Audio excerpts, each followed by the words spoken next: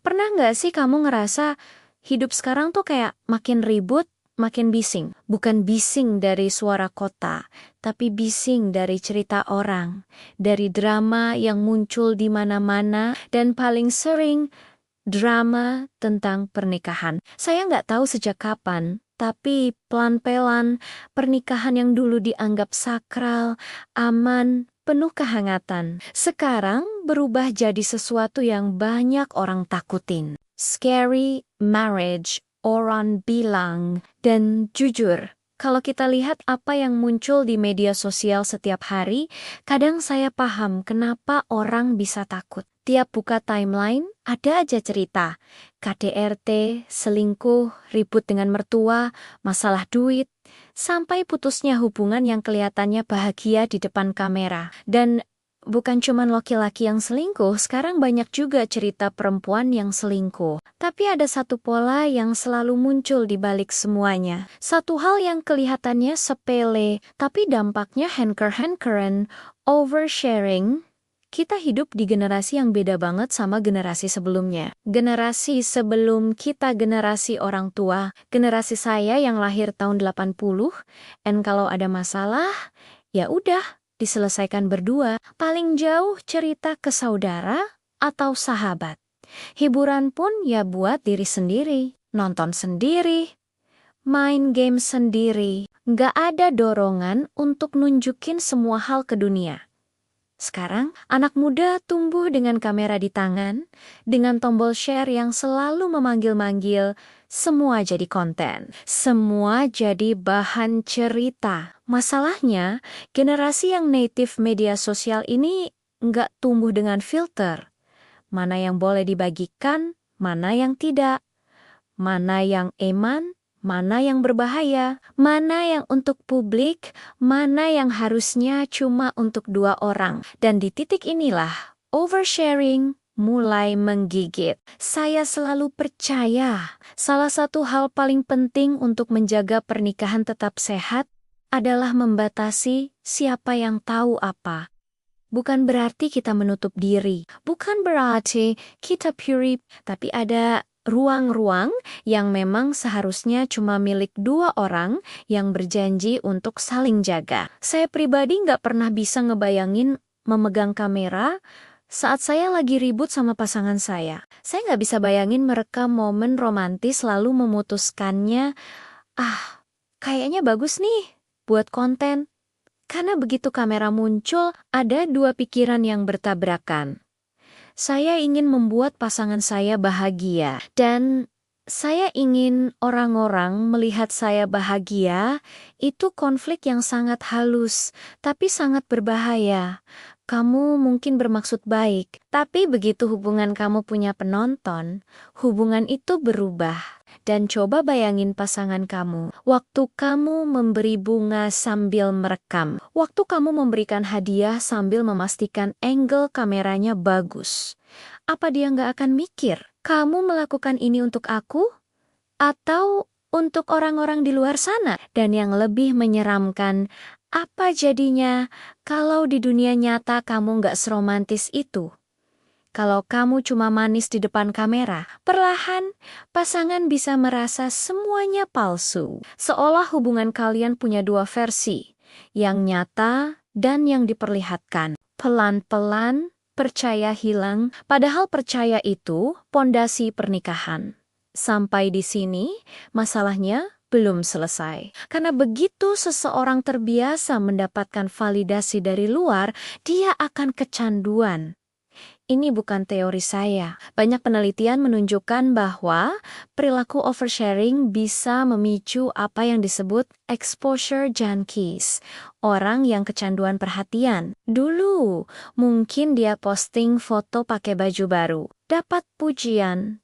Cantik banget. Besoknya, dia posting lagi, dan kalau likes-nya kurang, dia mulai panik. Akhirnya dia mencari cara untuk menaikkan engagement, baju baru sambil joget, joget sambil bawa barang endorse. Dan kalau itu juga sudah biasa, mulai mencari konten yang lebih ekstrem, karena dopamin itu murah dan cepat, sekali dapat, otak akan minta lebih. Dan sosial media tahu persis cara memancing kita.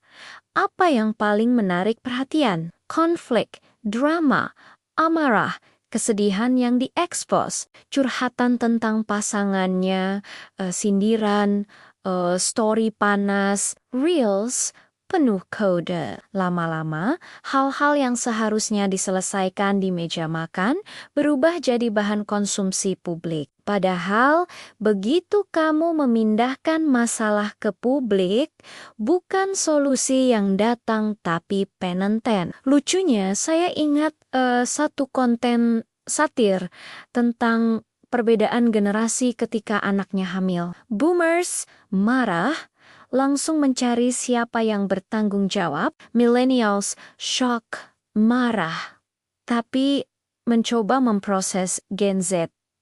Hamil, oke, kontenin, bisa viral, dan yang bikin miris, itu nggak sepenuhnya bercanda, karena sekarang aib bisa dikonversi.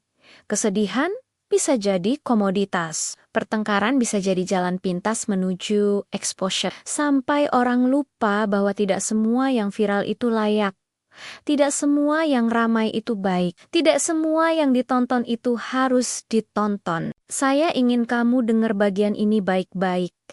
Pernikahan yang punya masalah masih bisa sembuh. Tapi pernikahan yang masalahnya dipublish ke publik hampir pasti hancur. Kalau kamu benar-benar mau memperbaiki hubungan, cara tercepat bukanlah dengan membuat story pasif-agresif, sindiran, atau curhatan panjang. Karena ketika kamu upload itu, sebenarnya kamu bukan sedang memperbaiki. Kamu sedang membuka pintu untuk pendapat orang-orang yang tidak hidup di rumah kamu. Dan orang-orang yang nonton itu, mereka bukan ingin belajar. Mereka ingin drama. Dan drama itu akan kamu bayar dengan harga yang jauh lebih mahal daripada likes. Zaman dulu, kalau ada seseorang selingkuh, keluarganya menutup ropet-ropet demi menjaga martabat. Bukan demi menutupi kesalahan, tapi demi menjaga agar luka itu tidak melebar. Sekarang, detail hubungan bisa viral sampai jutaan orang. Sampai ke tahap yang nggak perlu, tapi tetap dibuka. Karena exposure setara uang. Karena views sama dengan kesempatan. Karena cerita sedih bisa dijadikan konten yang menginspirasi. Padahal sebenarnya itu bukan inspirasi.